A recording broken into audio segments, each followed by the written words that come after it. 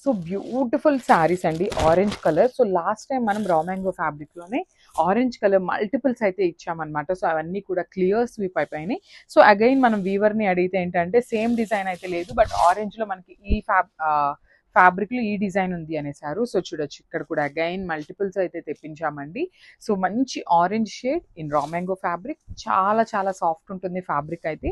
And throughout the sari design చూడండి ఎంత బాగుందో. Horizontal lines pattern with potli dots అయితే తీసుకున్నారు. టూ సైడ్స్ కూడా ఈక్వల్ సైజ్ బార్డర్స్ అండి.